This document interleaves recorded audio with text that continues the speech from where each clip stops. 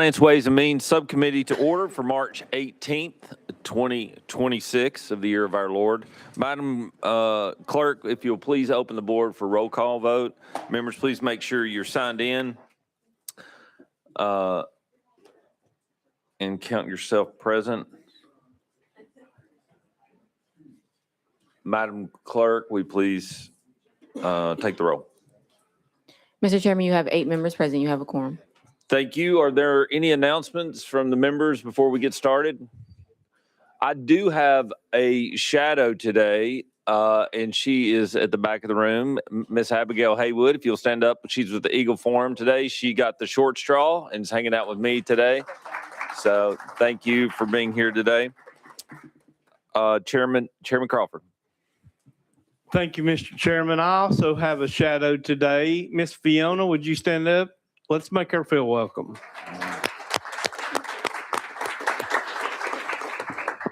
Do any other announcements or personal orders? Seeing none, we do have 63 bills on the calendar today, and we're going to try to get through all of those today. So item number 1 on your calendar, House Bill 2106 by Leader Lambert.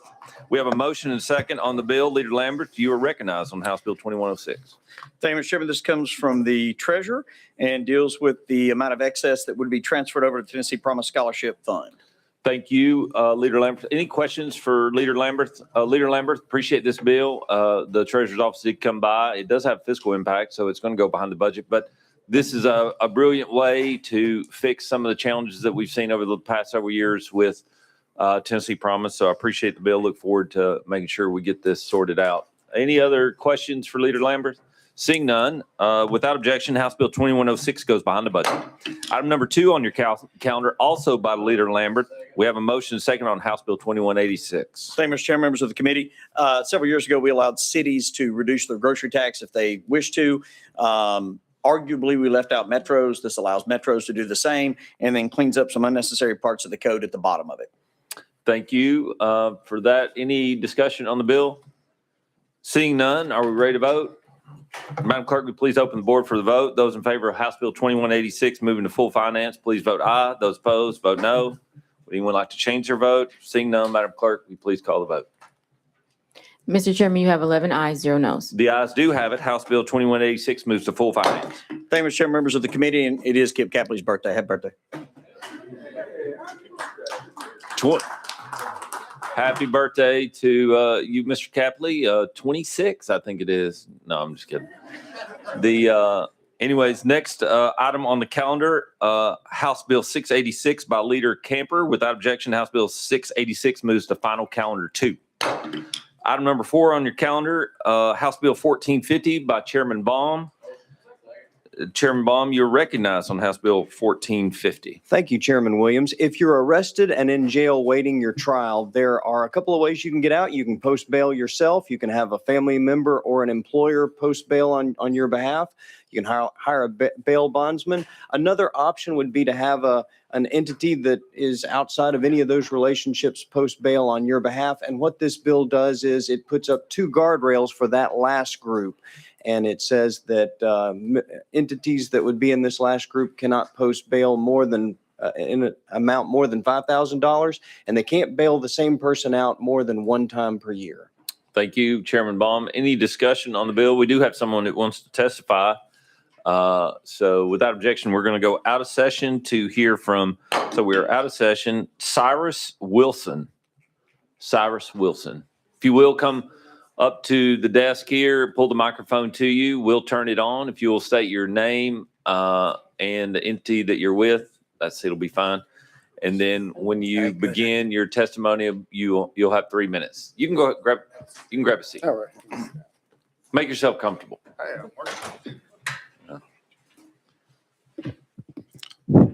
Okay. Good morning, everyone. My name is Cyrus Wilson. I am the Executive Director of the Nashville Community Bail Fund, and I'm here in opposition to this bill. The state generally does not reimburse counties for housing inmates awaiting trial on felony charges or for those not yet sentenced, shifting the cost to county budgets. This system creates a significant financial burden on local taxpayers. In 2017, in Tennessee, the average number of pretrial detainees was 14,664, costing taxpayers nearly $60 million annually.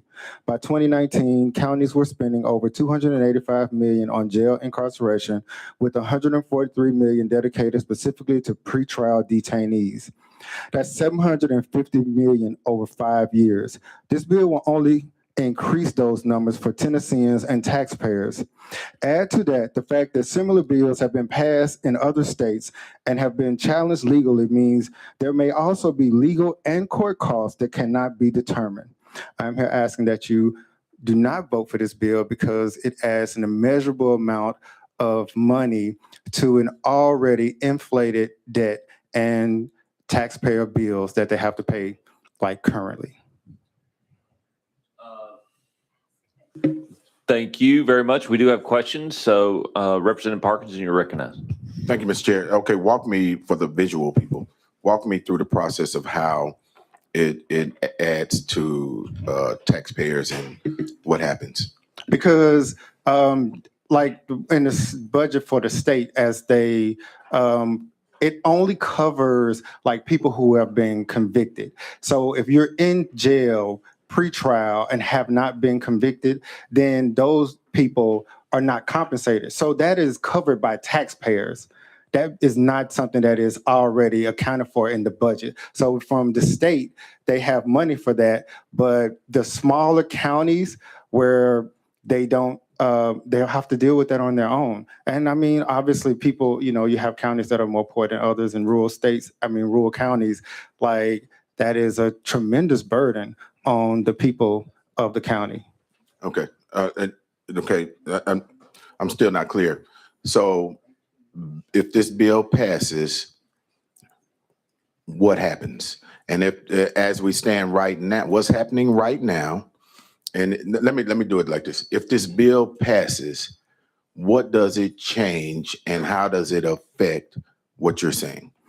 This bill and how it affects what I'm saying is that this bill, as it does not allow it takes away the ability of community organizations to get people out pre-trial, right? And so that number now only stands to increase. The numbers that I am giving you are numbers as they stand, right? So this bill now starts to add to those numbers, like to the taxpayer debt that they would have to pay, like because it doesn't allow organizations to be able to help those people get out of jail pre-trial through bail. It limits that. Oh, thank you, Mr. Chair. Is that it? Any other discussion? Seeing none, thank you for your testimony today. We're going to go back into session. Chairman Baum, you're recognized on House Bill 1450. Okay, the bill would put up guardrails. It wouldn't completely limit the ability of a charitable bail fund to bail people out pre-trial. It just says that they can't bail the same person out more than once a year. That would be for like a repeat offender. And it puts a $5,000 cap on the amount as a barometer of how serious the crime is. If it's a murder, then bail might be set at an amount that's a whole lot higher than $5,000. But we would want to limit the amount of bail that could be posted by entities in this category that would include charitable bail funds because they're not licensed with the state. There's no oversight. There's no liability. If the person goes out and commits another crime, the person who's been arrested would not themselves have made any financial contribution towards the bail.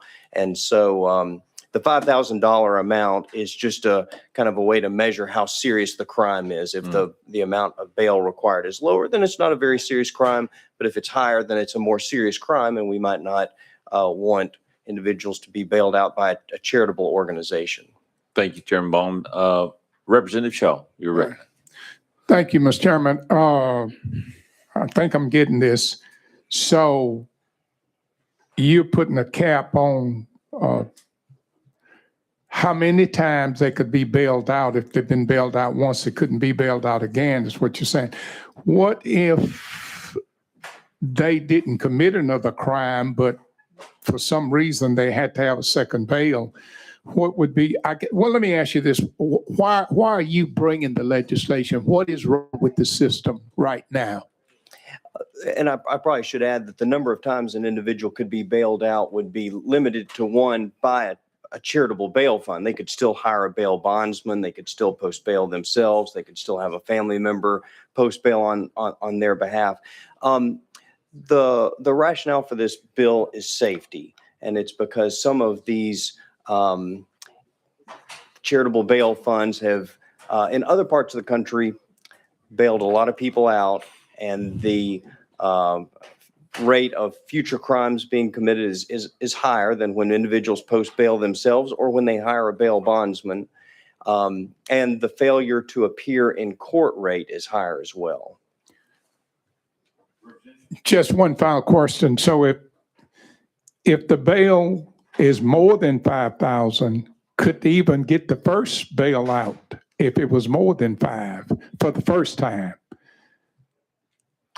No, it'd be limited to $5,000 even for the first time. Of course, you'd still have the option to hire a bail bondsman And or to then post pay- it yourself. yes. But if it's going to come from an entity that's not licensed with the state, no oversight, they don't have the ability to arrest if you fail to appear in court, then we're setting these limits on bail that can be posted through those channels. Thank you, Mr. Chairman. Thank you, Representative Chisholm. You're recognized. Thank you, Mr. Chairman. So has this been a problem here in Tennessee? It hasn't Chairman been a Ball. problem in Tennessee, but it has been a problem in other parts of the country. There are some statistics that indicate higher rates of failing to appear in court when folks have been bailed out by a charitable organization, and higher rates of crime being committed by individuals while they're out. Hasn't been so much of a problem in Tennessee, but it has been in Seattle, Washington, and Minnesota, and other places around the country. Representative Chisholm. Well, good thing the state of Tennessee has really good systems in place, huh? Okay, thank you. Thank you. Any other discussion? Seeing none, Chairman Baum, this bill does have a small fiscal impact. So without objection, House Bill 1450 will go behind the budget. Item number 5, also by Chairman Bond, House Bill 2156. Chairman Baum, we'll have a motion and second. Chairman Baum, you are recognized on House Bill 2156. Thank you, Chairman Williams. In Tennessee, we offer a community investment tax credit, and that credit is measured currently based on the balance on outstanding principal measured at the end of the calendar year on December 31st at the end of each year. What this bill would do is it would change how that tax credit is calculated to be measured based on the outstanding principal balance averaged across the 12 months during the year. And the rationale for this is to get a better gauge of how much has been loaned out by community development financial institutions over the course of the year so that they can't game the system by having a large outstanding balance just at the end of the year in order to maximize their tax credit. Second part of this bill allows insurance companies that also loan funds for community development purposes to benefit with the tax credit as well. Thank you. Any discussion for Chairman Baum? Thank you, Chairman Baum. This bill also does have a fiscal impact. So without objection, House Bill 2156 goes behind the budget. Item number 6 on your calendar, House Bill 519. I see Chairman Sapicki at the back. Do I have a motion? Second? I have a motion and second. Chairman Sapicki, you are recognized on House Bill 519. Thank you, Mr. Chairman. The James K. Polcombe resides in Murray County, Tennessee, and Columbia, Tennessee. There's an agreement between the State Historic Commission and the people that own the Polcombe in Murray County to transfer to the State Historic Commission. That's all the bill does, Mr. Chairman. Thank you. Thank you, Chairman Sapicki. Any discussion? We do have someone here to testify on the bill. So we are going to go out of session to hear from Miss Beth Campbell and Miranda Montgomery with the Tennessee Historic Commission. So without objection, we're going out of session. Ladies, if you will, you have 3 minutes.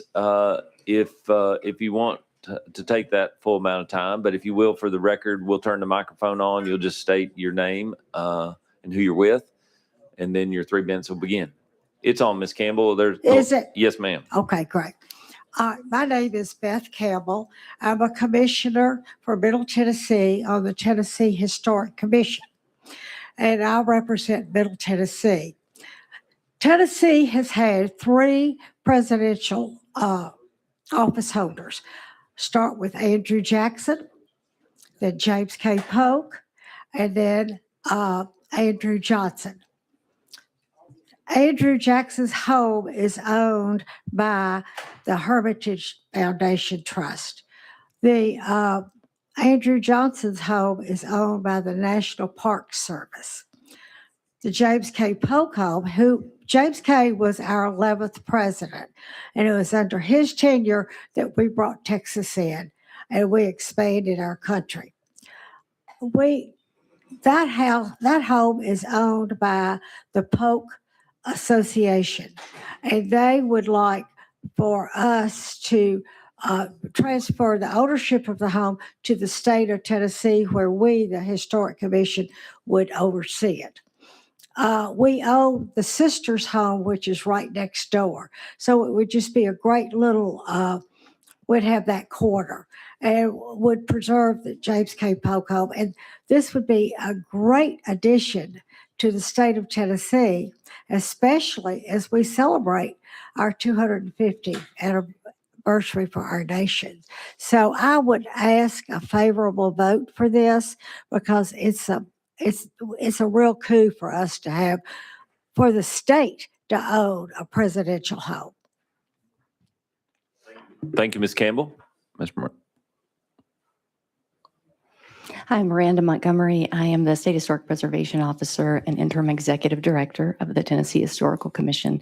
And I'd like to echo what Ms. Campbell just shared with you, and also share that in January of this year, our organization conducted a site assessment on the property and concluded that this structure in particular is in good condition, and it is not in any need of immediate repair, and is not for the foreseeable future. We already own, like Ms. Campbell said, several structures on the property. And so this would just be sort of folded in to our maintenance budget.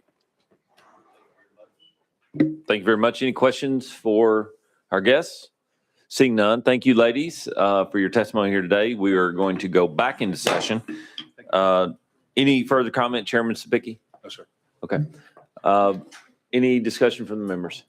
Seeing none, this does have a small fiscal impact. It is something that is very important for us to do, and so we'll have a discussion at a later date. So without objection, House Bill 519 will go behind the budget. Thank you, Chairman Committee. Item number 7 on your calendar, House Bill 1982 has been requested. Item House Bill 1982 to the heel of the calendar. Item number 8 on your calendar, House Bill 1683 by Chairman Hogg. I have a motion and second. Chairman Hogg, you are recognized on House Bill 1683. Thank you, Mr. Chairman and members. This bill is up for its 9th birthday. We're going to have balloons and cake later if you'd like to hang around for that. House Bill 1683 will set up the parameters to utilize sales taxes on vehicle sales as well as tires to go toward our transportation fund. Little supporting documents. In the year 24 budget, we have put $3 billion toward the Transportation Modernization Act, non-recurring. In this current budget document, we have put $1 billion toward our transportation fund, non-recurring. The fiscal note on this piece of legislation essentially takes even a smaller amount of that, roughly $800 million year one for a partial year and $1 billion a year going forward on a recurring basis to put toward our transportation needs across the state of Tennessee. As we all know, fixing and building our roads and bridges are not getting any cheaper, and we need to get a recurring stream of revenue to go toward this. I've got an idea for an off-ramp if the committee would like to indulge that at a later point in time on how we can possibly achieve the $400 million that the governor has right now non-recurring in the budget to make that a recurring revenue stream. But I would really love to have that tied to the sales taxes. That way it has a natural index to it that we don't have to come back year and year. It'll grow and grow and grow from there. But in a nutshell, Mr. Chairman and gracious members of this committee, that's what House Bill 1683 does. Thank you very much, Chairman Hawk. Any questions for Chairman Hawk? Seeing none, as you stated, this does have a fiscal impact. And so without objection, House Bill 1683 will go behind the budget. Item number 9 on your calendar, also by Chairman Hawk, House Bill 2360. Do I have a motion? A motion and a second on the bill. Chairman Hawk, you're recognized on House Bill 2360. Thank you, Chairman and members. House Bill 2360 comes to us as an update to the vape legislation that this committee worked so diligently on last year.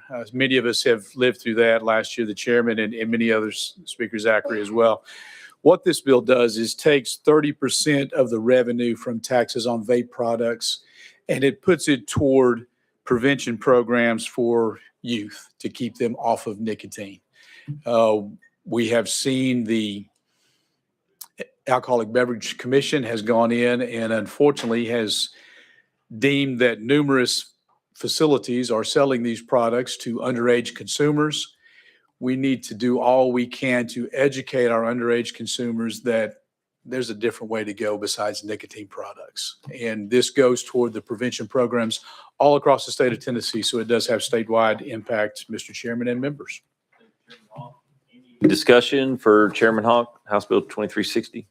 Seeing none, this bill also does have a fiscal impact. So without objection, House Bill 2360 goes behind the budget.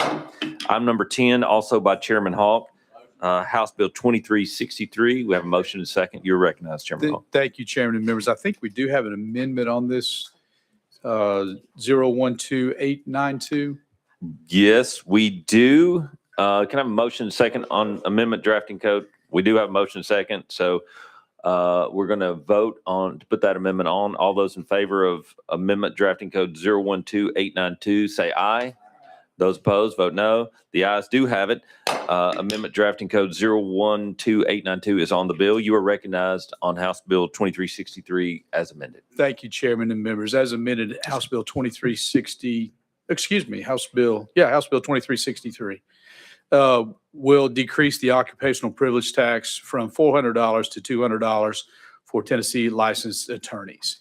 I know this committee has been looking at this issue for many years now, and it's my turn to carry this piece of legislation, Chairman and members. We thank you for your efforts, Chairman Hawk. Any discussion for Chairman Hawk?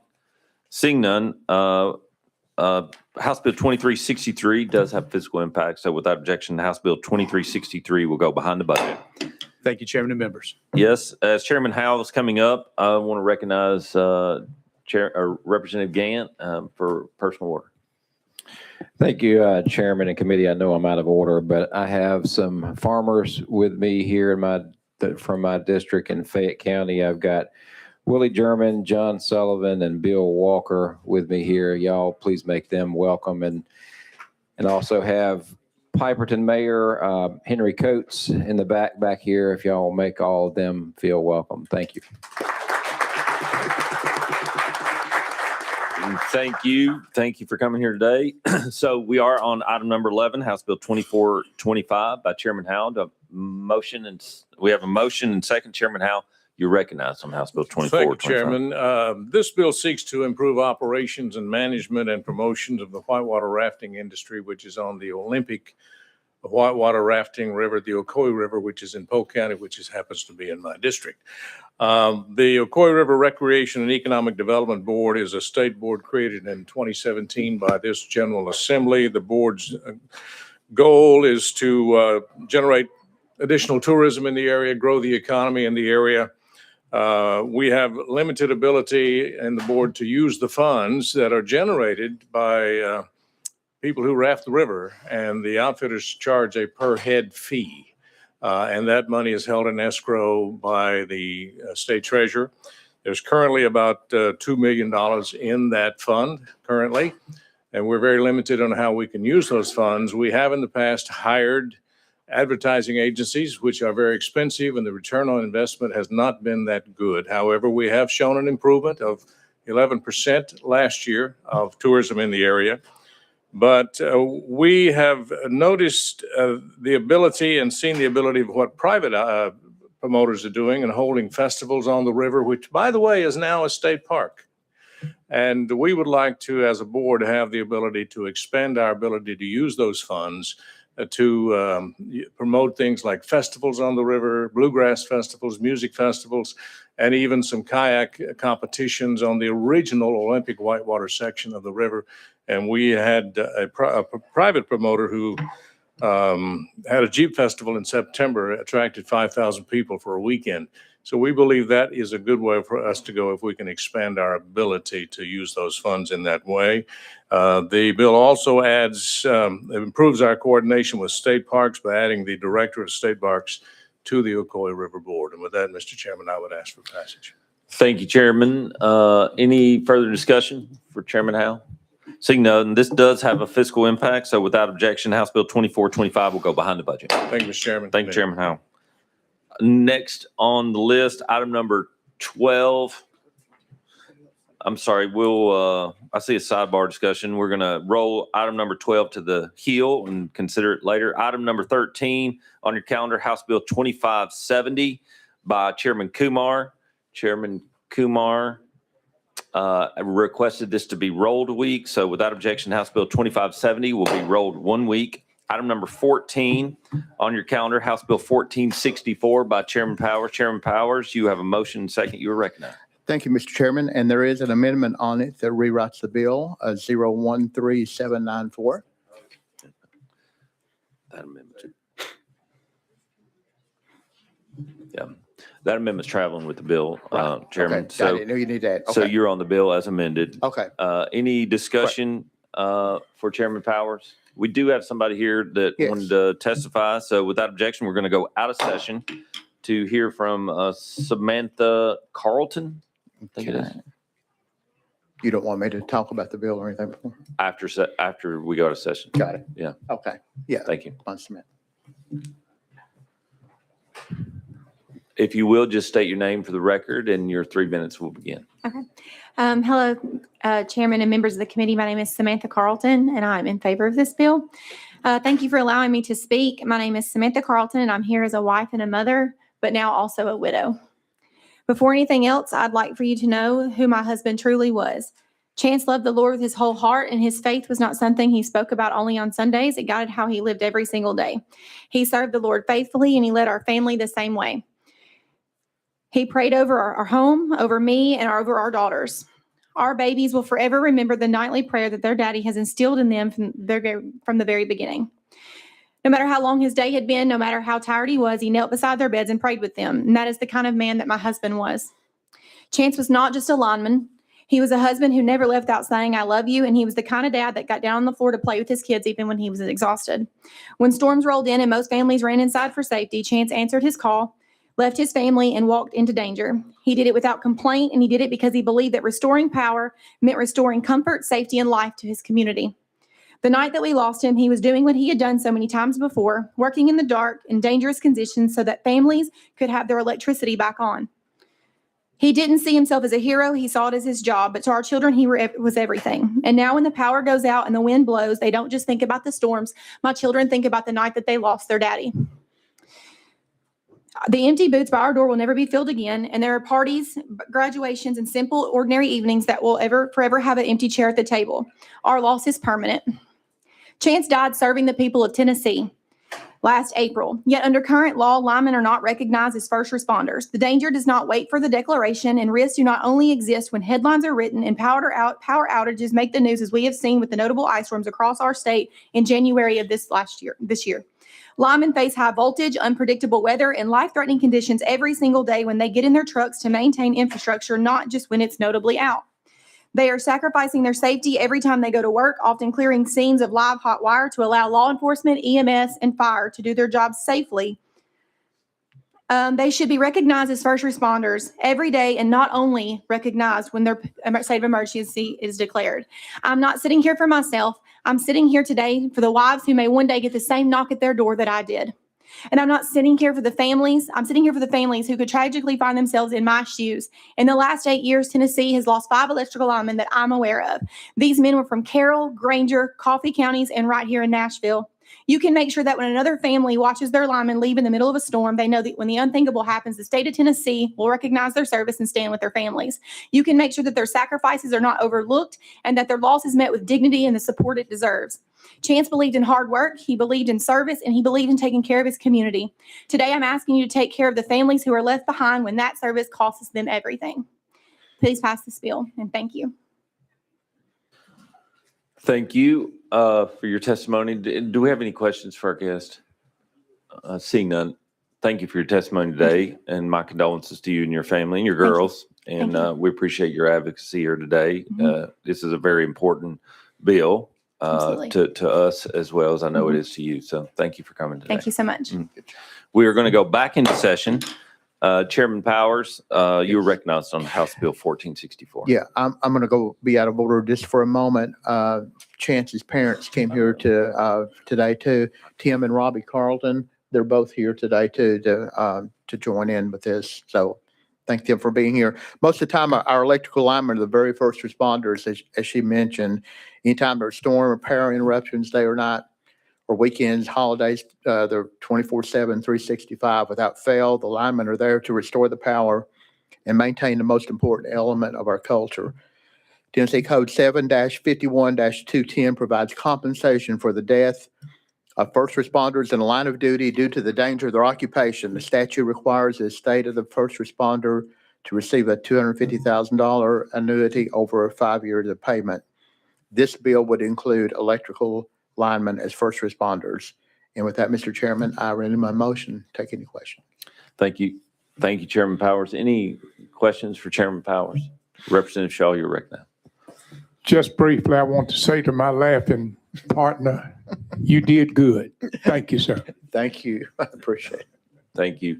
Any further discussion? Chairman Powers, you know this does have a fiscal impact, but we are very passionate about this bill like you and the Chance family are, or Chance's family are. So we appreciate you bringing it. So without objection, House Bill 1464 goes behind the budget. All right. Thank you. Thank you. Thank Item you, number 15 on your calendar, House Bill 1813 by Chairman Russell. See him at the back. We have a motion and a second on the bill. Chairman Russell, you are recognized on House Bill 1813. Thank you, Mr. Chairman. Committee, I show Amendment 14452 if we need to add it. It's traveling with it. Thank you. House Bill 1813 as amended requires a county medical examiner to designate an accredited forensic pathologist to perform an autopsy that is ordered by the district attorney general, requires the cost and expenses of autopsy to be paid by the TBI or the TDOC within their existing funds within 60 days. Thank you, Chairman Russell. Any discussion on the bill? Seeing none, this does have a fiscal impact. So without objection, House Bill 1813 will go behind the budget. Thank you. Item number 16 on your calendar, also by Chairman Russell, House Bill 1820. I have a motion and second on the bill. Chairman Russell, you're recognized on House Bill 1820. Thank you. As amendment. Yes, sir. Traveling with. 1820 as amended requires a person to have graduated from a Tennessee Peace Officers and Standard Training Approved Certified Law Enforcement Academy if elected or appointed to the office of constable on or after January the 1st, 2029. It excludes anyone that's held the office of constable one complete term. It also changes the psychological from the one we put in law a couple years ago to a law enforcement psychological, which sort of cleaned up bill. Thank you, Chairman Russell. Any discussion for Chairman Russell? Seeing none, are we ready to vote? Madam Clerk, would you please open the board for a vote? All those in favor of House Bill 1820 moving to full finance, say aye. Those opposed, vote no. Has everyone made their vote? Would anyone like to change their vote? Seeing none, Madam Clerk, would you please call the vote? Mr. Chairman, you have 10 ayes, 0 noes. Thank you. The ayes do have it. House Bill 1820 goes to full finance. Thank you. Thank you, Chairman Russell. Item number 17 on your calendar, House Bill 2385 by Chairman Vaughn. Chairman Vaughn, welcome to Finance Subcommittee today. You are recognized on House Bill 2385. Thank you, Mr. Chairman and committee. Last year, we passed a bill that granted people access to gravity-fed sewers on their property if they had, provided the sewers had capabilities, had the capacity to receive that flow. It turns out that we did not consider sewers that were immediately adjacent to the property in public right-of-way or public sewer easements. So we had a case in front of T-Bor earlier this year, and they said, hey, we understand that we think you should too, but that's not what the law says. So this is an amendment to fix it to where sewers that are immediately adjacent, either in public access easements or in public right-of-ways, you have the right to connect to those provided capacity is available. Thank you. Any discussion for Chairman Vaughn? Seeing none, this does have a small fiscal impact. So without objection, House Bill 2385 will go behind the budget. It's a pleasure being with you today. Thank you, Chairman. Item number 18 on your calendar, House Bill 661 by Chairman White.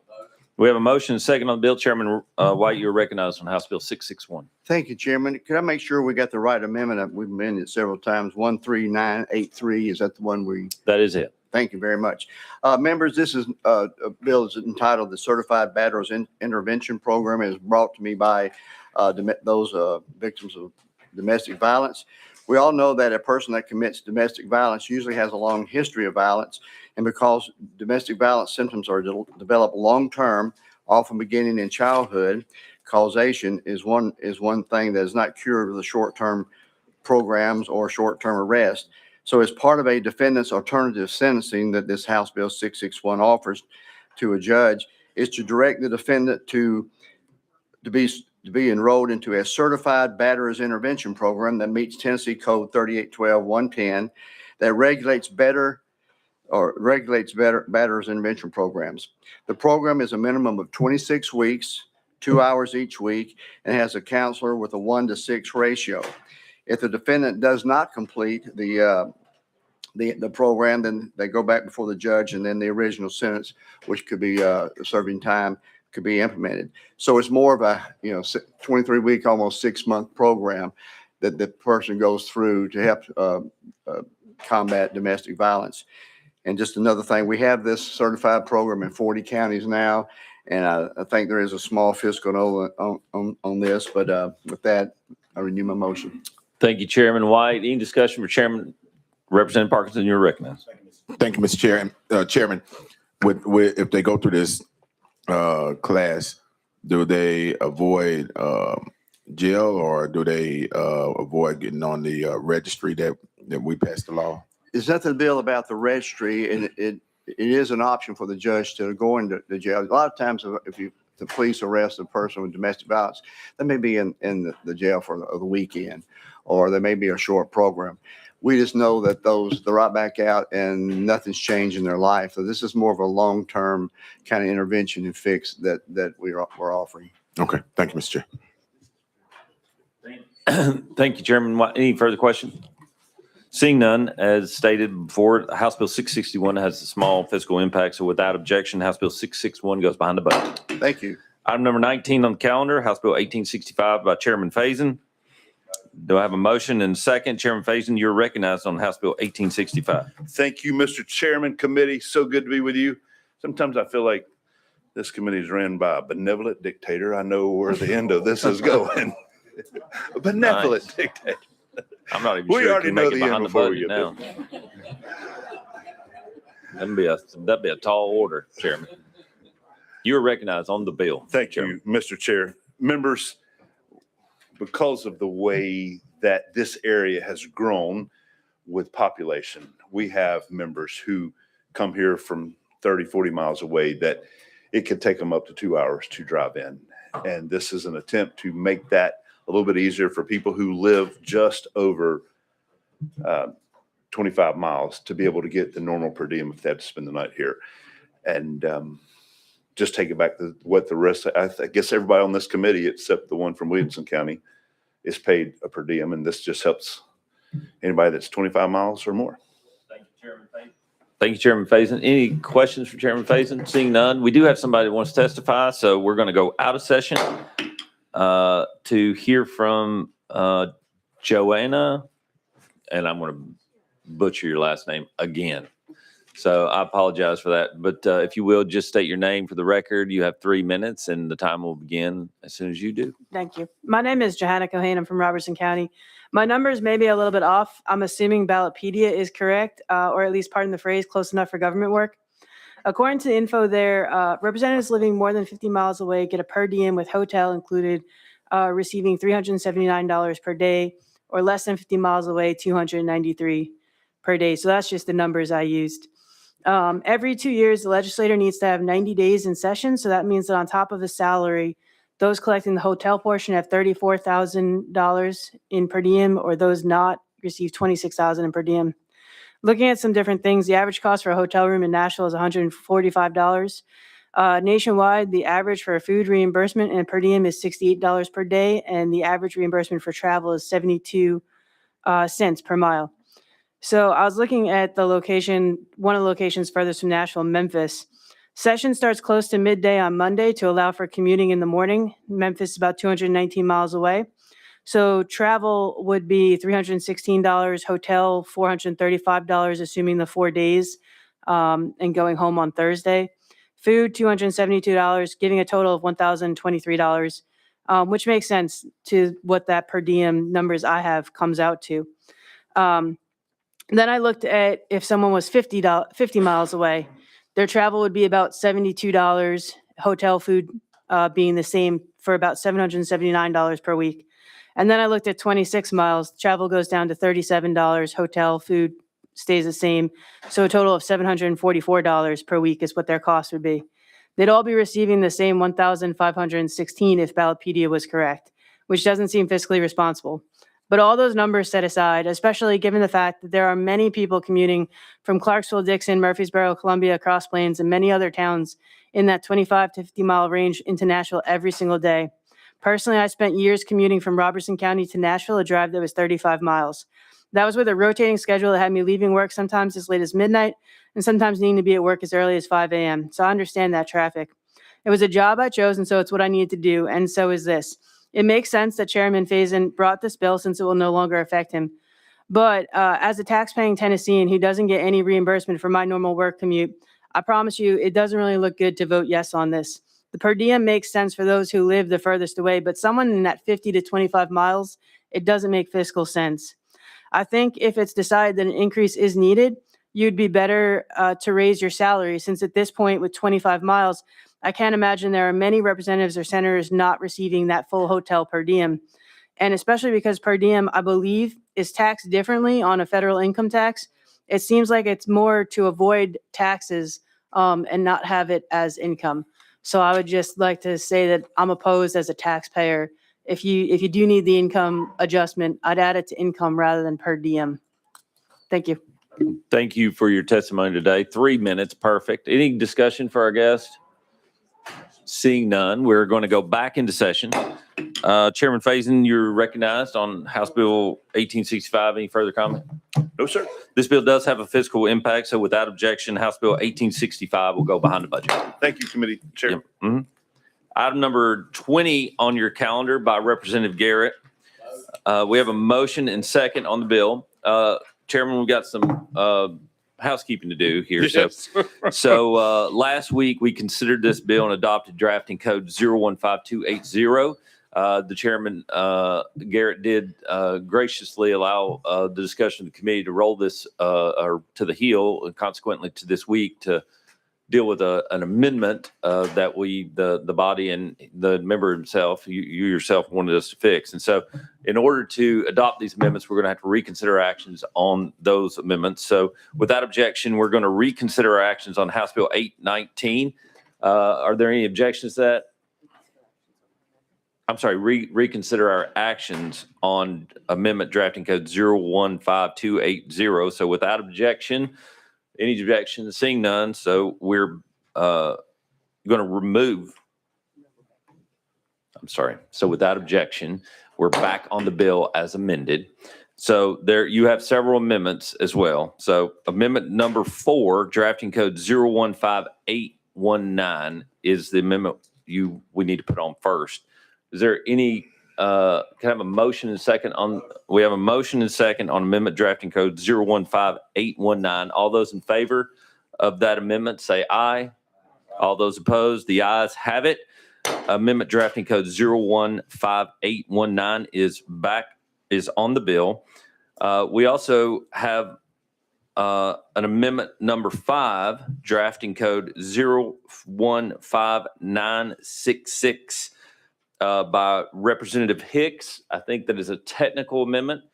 So Representative Hicks, you are recognized on amendment drafting code 015966. Do I have a motion and a second? We have a motion and second on the amendment. You are recognized. Thank you, Mr. Chairman.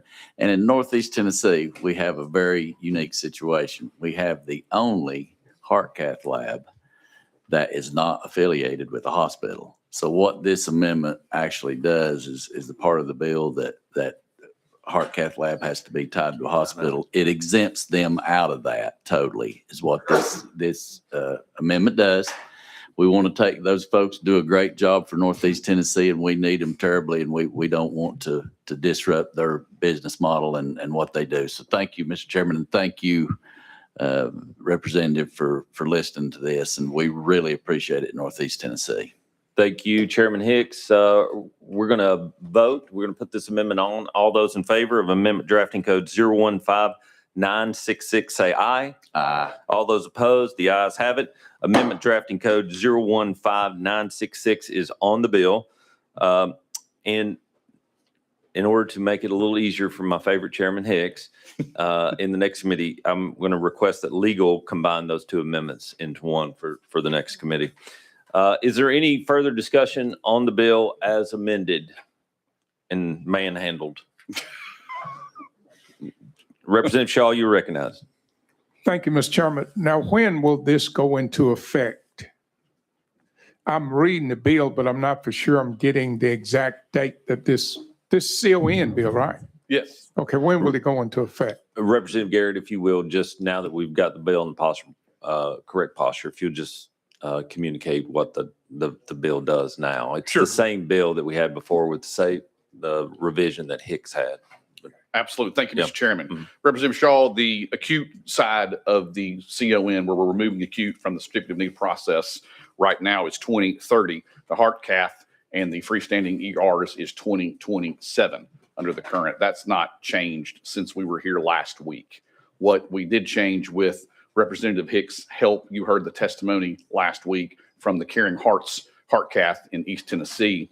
His amendment took care of their issue with this. And so now we have a bill in the proper posture that has those three categories that are removing those three categories from certificate of need at those dates. Thank you. Any further discussion for Representative Garrett? Seeing none, we're ready to vote. All those in, Madam Clerk, would you please open the board for vote? All those in favor of House Bill 819 moving to full finance, please vote aye. Those opposed, vote no. Would anyone like to change their vote? Has everyone voted? Seeing none, Madam Clerk, would you please call the vote? Mr. Chairman, you have 11 ayes, 0 noes. The ayes do have it. House Bill 819 moves to full finance. Thank you, Mr. Chairman and committee. Yep. Item number 21 on your calendar, House Bill 2215 by Representative Ashley. We have a motion, second on the bill. Representative Ashley, you're recognized on House Bill 2215. Thank you, Mr. Chairman. I've got an amendment, makes the bill. Is traveling with it from committee. 138, I'm sorry, 013844.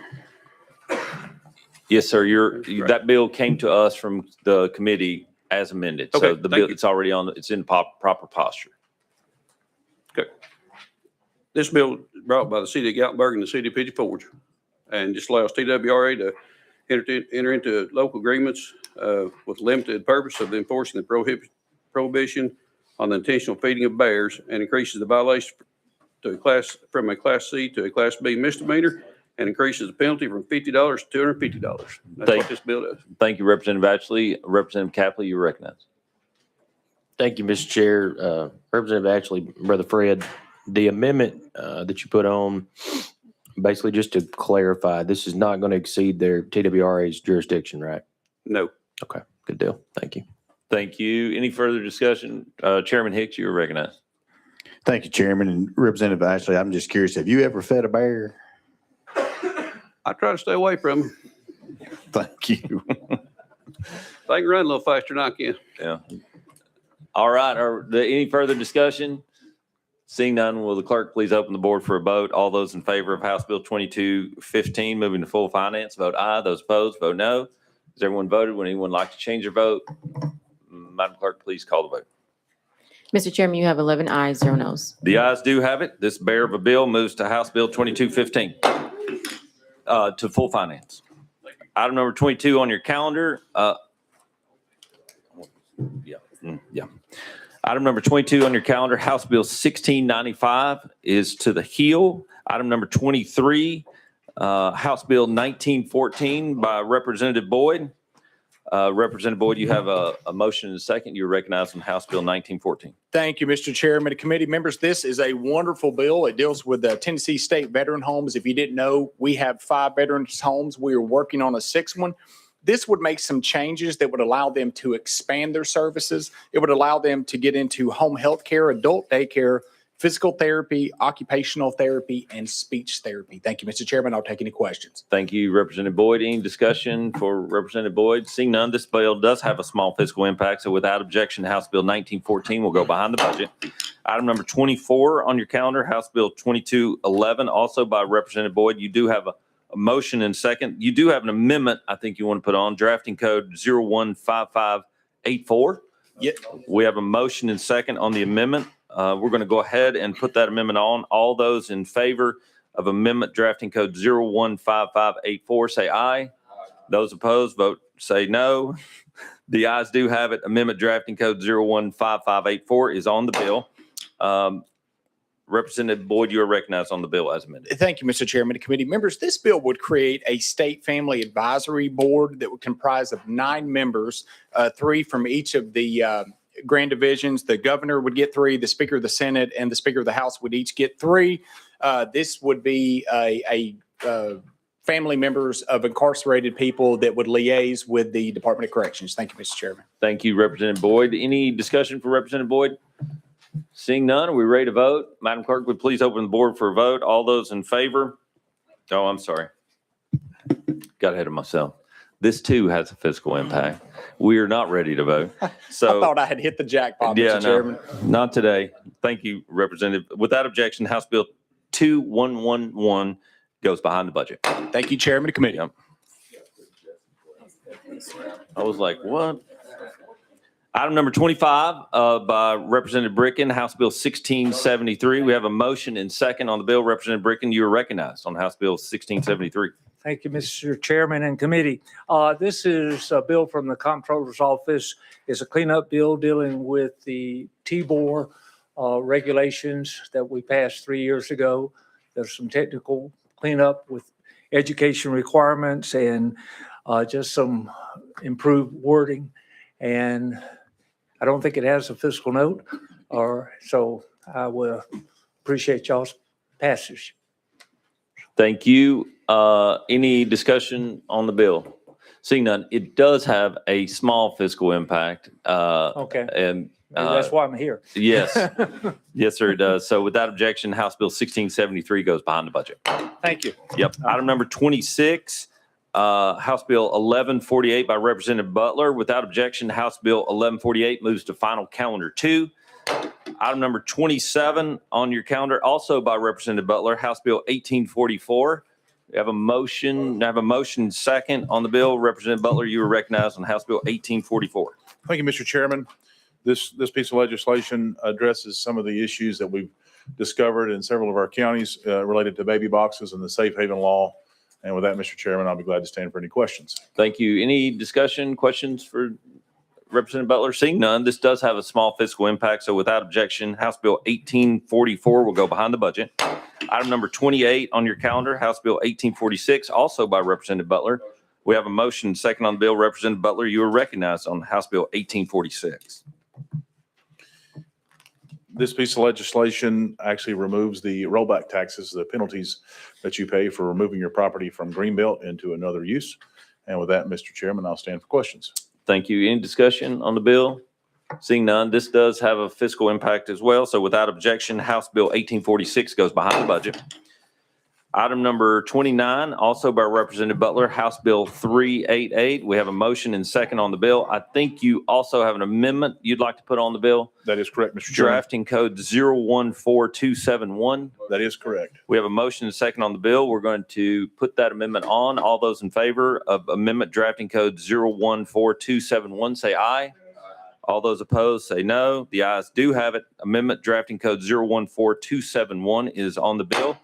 Representative Butler, you are recognized on House Bill 388 as amended. This amendment just extends the sunset from 2028 to 2038. With that, Mr. Chairman, I'll stand for questions. Thank you. Do the members have any questions? Thank you, Representative Butler, for your work on this. However, this will be placed behind the we will have to place it behind the budget and consider it a later date. However, since it's been calendared 3 times, we were going to have to put this bill on. House Bill 388 will go on a special calendar to be published with the final calendar, but will handle the same way. So without objection, House Bill 388 will go on the special calendar to be published with the final calendar. Thank you, Representative Butler. Item number Thank you, Committee Chairman. 1113 by Representative Hardaway. This bill does have a cost. We were going to place it behind the budget and consider it at a later date. However, since this bill has also been calendared 3 times, we will need to place it on special calendar to be published with our final calendar pursuant to the House rules. So without objection, House Bill 1113 will go to the special calendar to be published with the final calendar. Item number 31 on your calendar, House Bill 184, without objection, will go to final calendar 2. Item number 32, House Bill 1443 by Representative Jones. I do not see her. Okay, so item number 32, House Bill 1443 goes to the Hill. Item number 33, House Bill 1540, also to the Hill. Item number 34, House Bill 902, also by Representative Jones, to the Hill. And now we're back to item number 35 by Representative, there she is. All right, so without objection, we're going to go to the Hill and take item number 32, House Bill 1443 by Representative Jones. Do I have a motion and second? We have a motion and second on the bill. Representative Jones, you're recognized on House Bill 1443. Thank you, Mr. Chairman. The halls are busy today. Yes, ma'am. 1443 is the Caregiving for Caregivers Act, and what this bill does is allow a grant to folks that are caring for their loved ones in their homes. And with that, I stand ready for questions. Thank you, Representative Jones. Any discussion for Representative Jones? This does have a small, yes, Representative Parkinson. We're not gonna be able to vote on it. But let me give her flowers. Representative Jones, thank you for bringing the bill. This is a wonderful bill, and actually want to sign on to it. Hopefully, we can get it from behind the budget. I appreciate that. Thank you. Thank you, Representative Parkinson. This bill does have a fiscal impact, so without objection, House Bill 1443 will go behind the budget. You also have item number 33 on the calendar, House Bill 1540 by Representative Jones. We have a motion and second. And we have a motion and second on the bill. We do have an amendment that's timely filed, drafting code 015818. Is that correct? That's correct. Do I have a motion and second on the amendment? We have a motion and second on the amendment. We're going to put that amendment on. All those in favor of amendment drafting code 015818, say aye. All those opposed, vote no. The ayes do have it. Amendment drafting code 015818 is on the bill. You are recognized on House Bill 1540 as amended. Thank you, Mr. Chairman. What this bill does is it's just a little bonus for our teachers. They spend about $895 average on expenses for their classrooms. And what this bill seeks to do is to allow them, that's kind of like the holiday, sales tax holiday that we give on school supplies, but we've narrowed the actual supplies that they can use, can exempted out computers and some of the larger items, but just basic school supplies that they can get those sales tax exempt. We know that we already give them a $200 stipend, but this would be money that is literally tax-free, that they have the sales tax exemption on it. And this would be that the teachers would actually apply with the Department of Revenue for a sales tax exemption card like we do in agriculture, and they would be identified as eligible for those sales tax exemptions. Thank you, Representative Jones. Any discussion on the bill? Seeing none, this bill does have a fiscal impact, so without objection, House Bill 1540 will go behind the budget. Item number 34, also by Representative Jones, House Bill 902. We have a motion and a second on the bill. We do have an amendment drafting code 015568. Is that correct? That's correct. Do I have a motion and second on the amendment? We have a motion and second on the amendment. We're going to put that amendment on. All those in favor of amendment drafting code 015568, say aye. All those opposed, the ayes have it. Amendment drafting code 015568 is on the bill. Representative Jones, you are recognized on House Bill 902 as amended.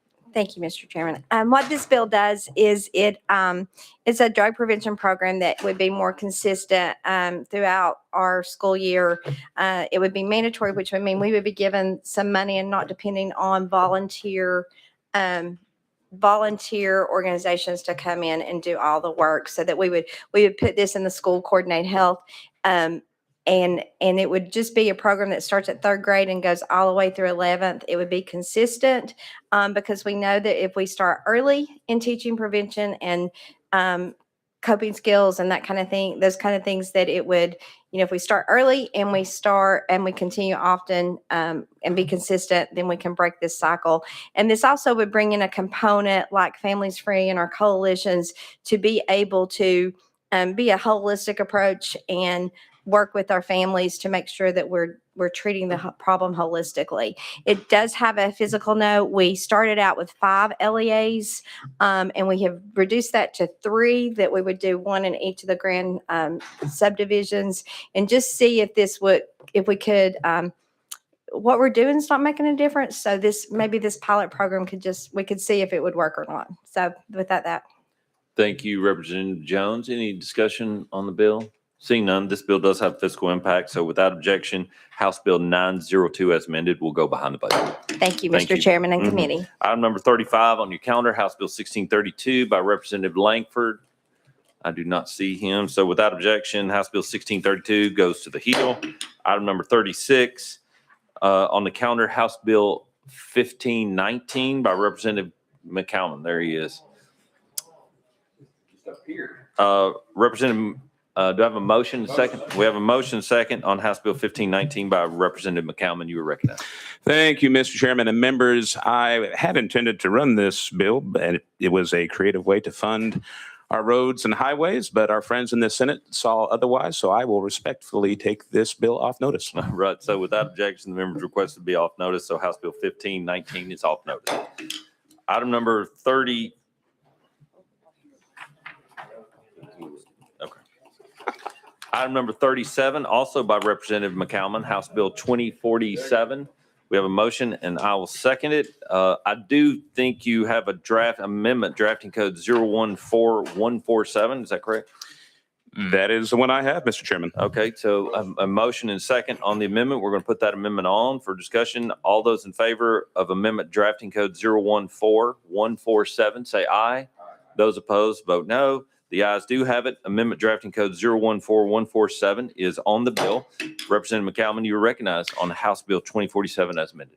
Thank you, Mr. Chairman and members. I have a whole slew of talking points, but I will be brief. Essentially, what this does is with the modernization of technology with data centers, currently the state of Tennessee offers sales tax credits on one site for a data center. All this does is say, if you have multi-site data centers, you can take advantage of the same sales tax exemptions. And with that, I stand ready for any questions.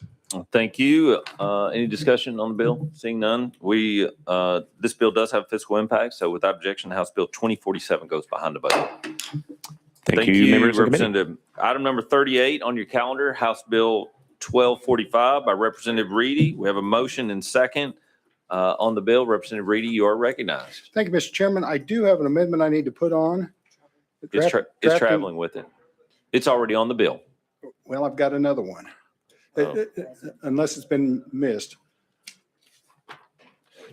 Do you not have 15403? It's traveling with it. Okay. Mhm. So with that, thank you, Mr. Chairman and committee members. If you remember last year, House Bill 40, Tasser did a study that was become public chapter 418, assessing juvenile detention capacity in Tennessee. 81 pages, great information. Senator Roberts and I had additional questions, and that leads us into this House Bill 1245, and it requires the Tennessee Advisory Commission on Intergovernmental Relations, TASER, to study the current structure of licensing and oversight mechanisms for residential facilities licensed, approved, operated, and contracted by the Department of Children's Services or juvenile court for the placement of juvenile detention prior to adjudication hearing or who have been adjudicated delinquent and committed to DCS custody, Mr. Chairman. Thank you, Representative Reedy. Any discussion for Representative Reedy? Representative Reedy, we do have Tasser calendar. We put all these on. So without objection, House Bill 1245 moves to Tasser calendar. Thank you, Mr. Chairman and committee. Item number 39 on your calendar, House Bill 1634 by Representative Scarborough. There he is. We have a motion and second on the bill. Representative Scarborough, you are recognized on House Bill 1634. There you go. Thank you, Mr. Chairman.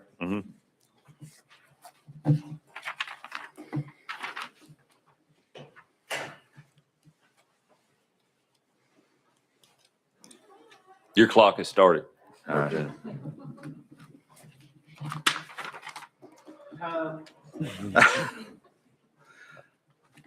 It's that day. It's that kind of day, folks, running around. All right, this legislation authorizes the Commissioner of General Services to commission the Director of the Multi-Agency Law Enforcement Training Center and its staff as law enforcement officers to ensure they can effectively carry out their official duties. It also allows Department of General Services to operate a retail store on campus offering merchandise such as apparel and other items, and grants the department authority to collect fees for services provided at the facility, including food, lodging, and facility usage. And with that, I'll stand by for questions. Thank you, Representative Scarborough. Any questions for Representative Scarborough? Seeing none, this bill does have a fiscal impact, so without objection, House Bill 1634 will go behind the budget. Thank you. Item number 40, Representative Stevens at the back of the room, House Bill 1997. We have a motion and a second on the bill. Representative Stevens, I think you have an amendment you'd like to put on, drafting code 014538. Is that correct? That is correct. We have a motion and second on the amendment. All those, we're going to put that amendment on. All those in favor of amendment drafting code 014538, say aye. Those opposed, say no. The ayes have it. Amendment drafting code 014538 is on the bill. You are recognized on House Bill 1997 as amended. Thank you, Mr. Chairman. Currently, if you work on aircraft that are under 12,500 pounds, then your business has to pay sales and use tax on the materials that are used in the service. If your business works on planes that weigh more than 12,500 pounds, you do not have to pay that. And so in Rutherford County, we've had some businesses that have brought this to our attention and would like the business to be treated fairly. Now, the original bill it removed all the sales and use tax for all transactions, and it came back with a pretty big fiscal note. And then this amendment makes it for out-of-state transactions only. Our local businesses are not getting the revenue, the business from other states because nobody wants to stop in Tennessee when they can go to all of our surrounding states and do the same service without paying the tax. And so it puts us at a disadvantage. I'm still trying to figure out the fiscal note being the same amount, even if it just applies to the out-of-state transactions. But regardless, it does have a fiscal impact, and I think I know what the fate's going to be. Yes, sir, you do. Any discussion for Representative Stevens on aircraft? Seeing none, this does have fiscal impact, so even as amended, without objection, House Bill 1997 will go behind the budget. Thank you. Item number 41, House Bill 2059 by Representative Towns. Hadn't seen him in this committee in a while. Representative Towns, without objection, we're going to send House Bill 2059 to the heel. Item number 42, House Bill 1508 by Representative Warner.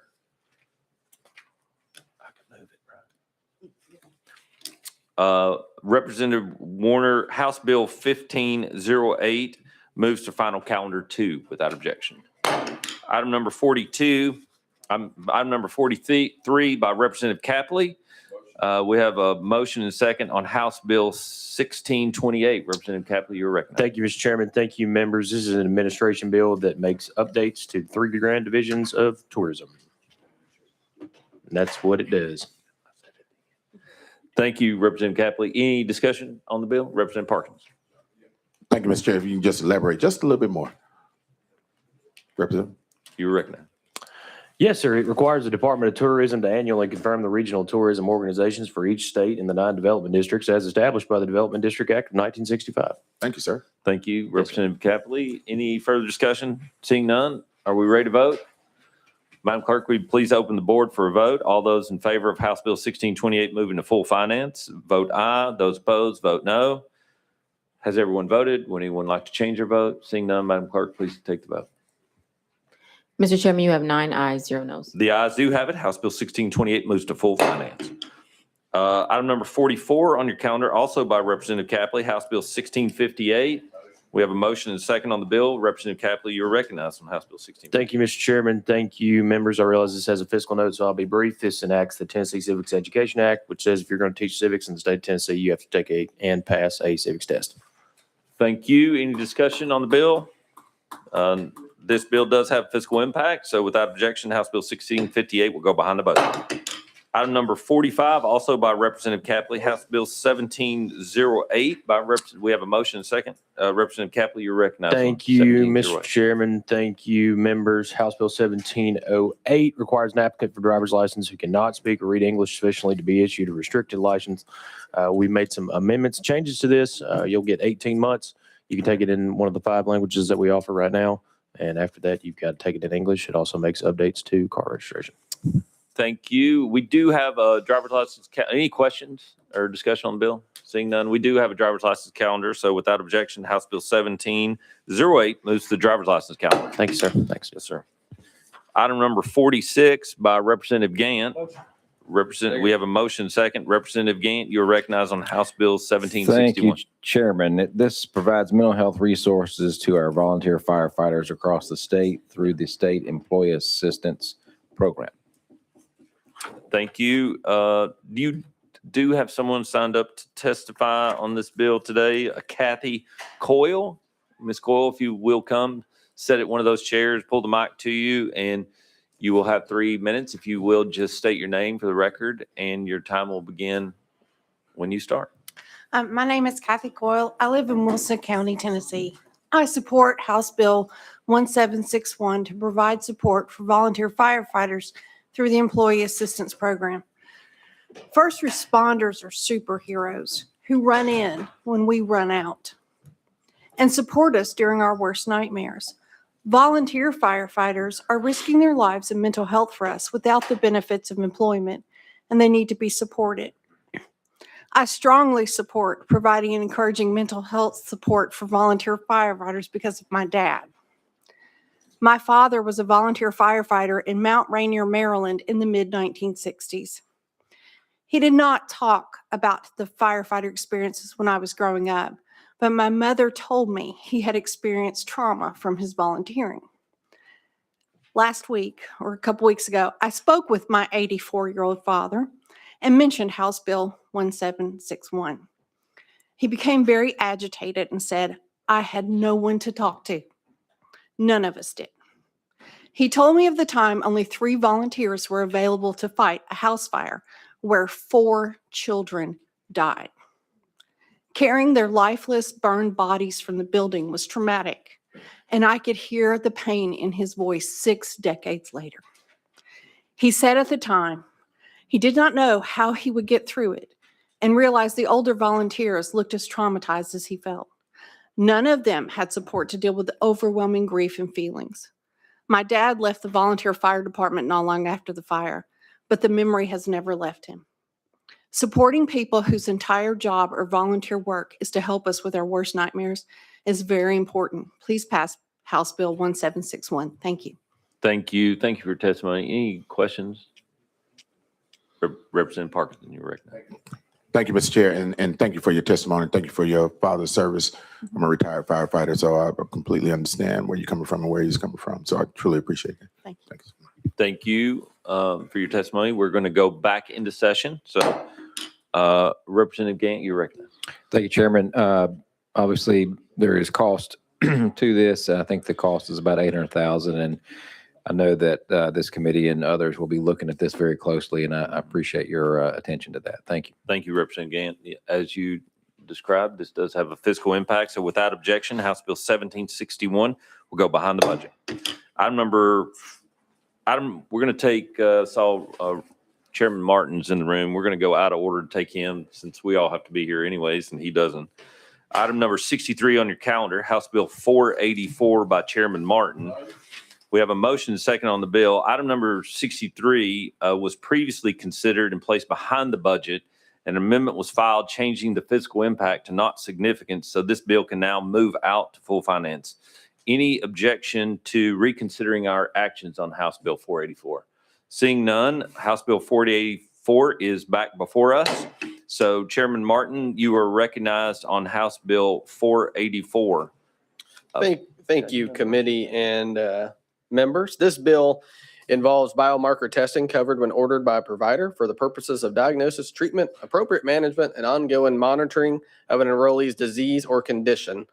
And what we did with the amendment was just remove the private insurance plans from that. So it would impact TennCare and our state employee health plans. And the main objective of this, just make sure that we're getting the biomarker cancer screenings earlier for the patient. Members, we do need to put that amendment on that changes the fiscal impact. So we have a motion and second on amendment drafting code 014976. We do have a motion and second. We're going to vote. All those in favor of amendment drafting code 014976 say aye.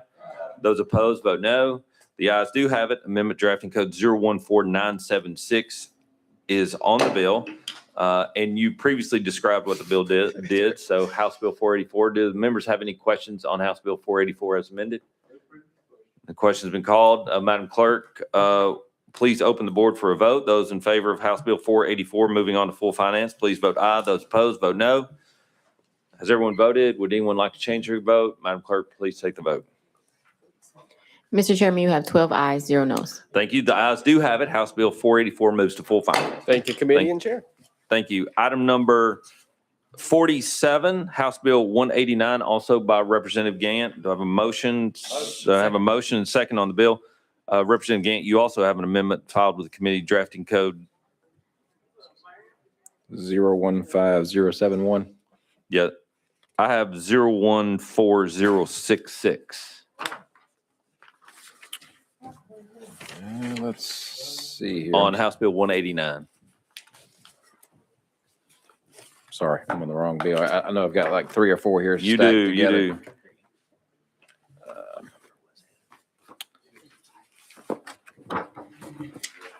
014066. You are correct. That is Chairman. correct. Thank you for correcting me on that. Yeah, do I have a motion second on the, we have a motion second on the amendment. For the purpose of discussion, we're going to put that amendment on. All those in favor of amendment drafting code 014066 say aye.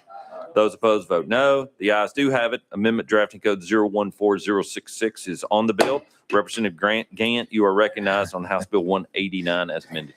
Thank you, Mr. Chairman.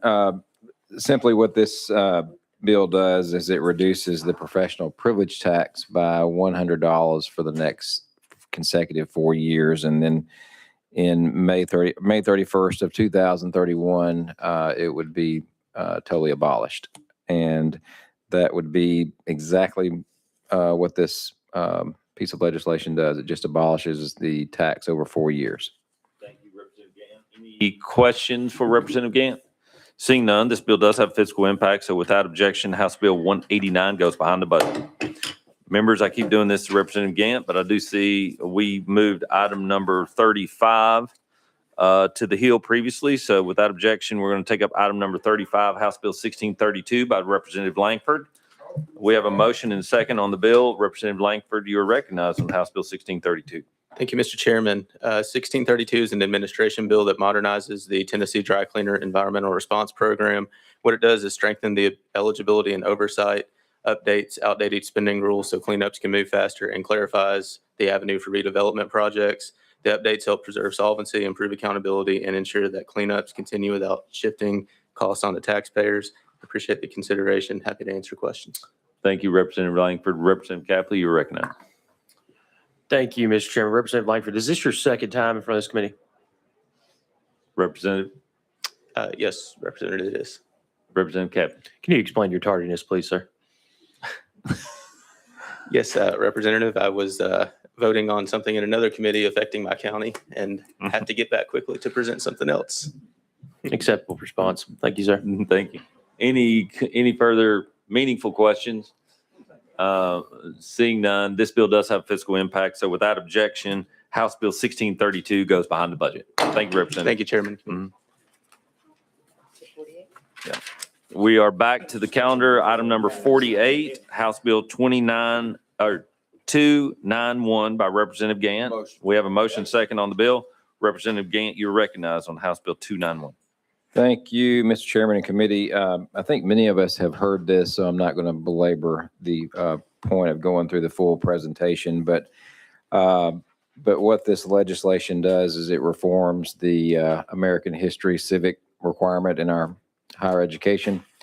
And it goes through a lengthy process with the UT American Institute to develop the curriculum that will involve a true understanding of American history and civics, which poll after poll shows that the young adults that are graduating our higher institutions have very low knowledge of our historical context and just the basic understanding of how government works. And this would help address that, Mr. Chairman and committee. And unfortunately, it has a very high fiscal cost that even the universities were kind of shocked at where fiscal review came up with the numbers that they did. And we've gone back to them and have asked them to review based on some of the criteria that we've, put in that request. So to be continued, I guess, but we'll see where it goes. Thank you, Mr. Chairman. Thank you, Representative Gant. No question? Yeah. He said no. This bill does have fiscal impact, so without objection, House Bill 291 goes behind the budget. Item number 49 on your calendar, also by Representative Gant. Motion. This bill is not moving. So without objection, House Bill 505 moves to final calendar 2. Item number 50 on your calendar by Representative Gillespie to the heel. Without objection, House Bill 2318 rolled to the heel of the calendar. Item number 51, House Bill 696.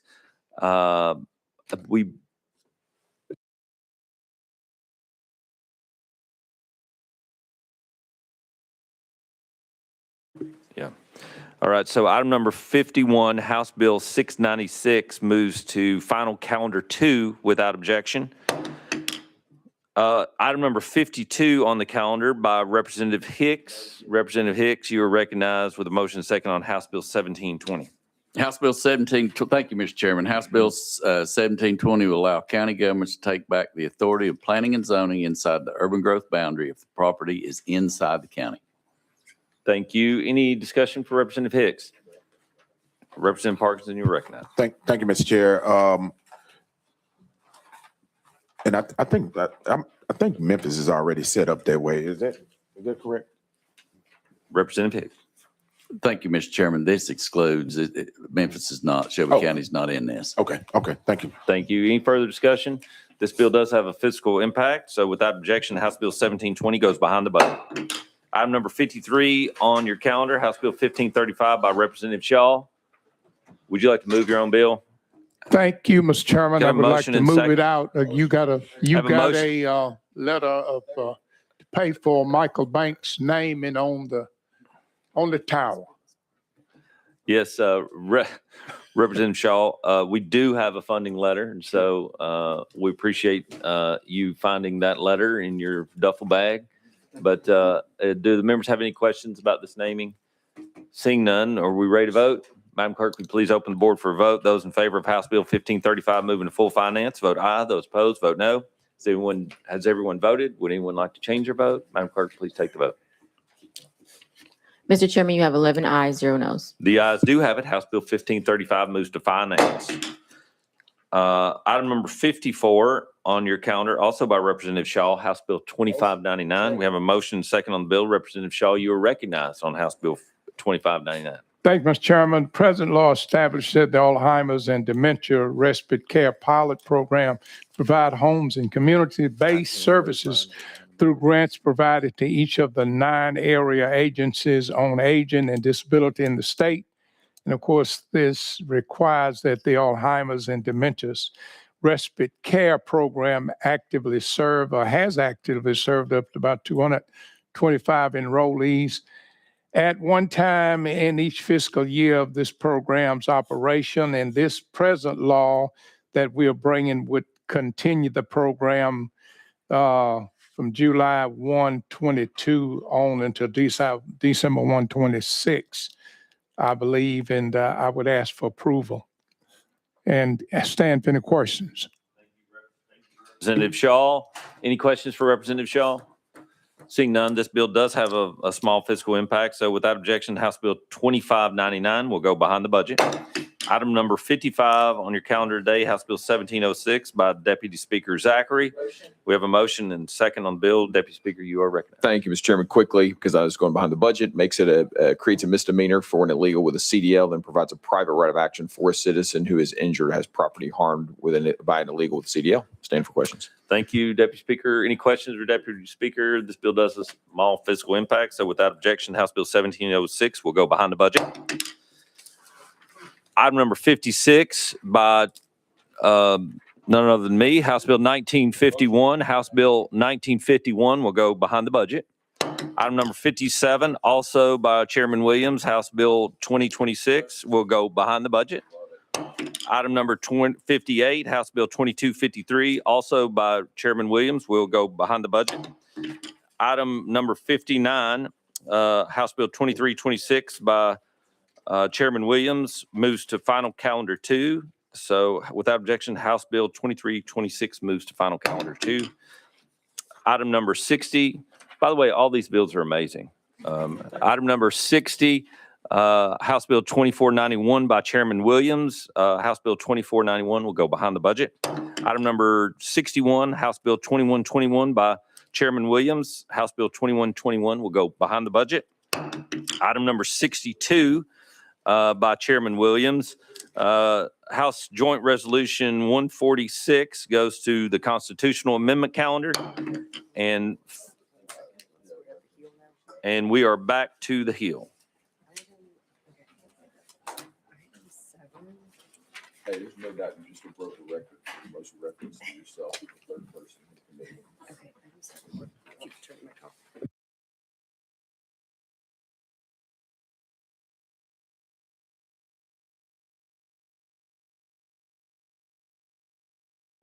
We are back at the Hill. Item number 12 was to the Hill earlier. House Bill 372 it moves to final calendar 2. Final, without objection, House Bill 372, final calendar 2.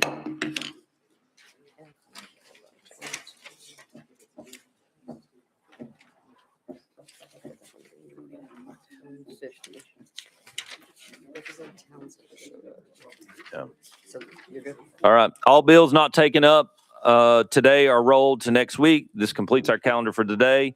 Do we have any further business from the members? Seeing none, we stand adjourned.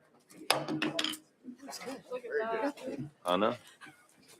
That's how you run it.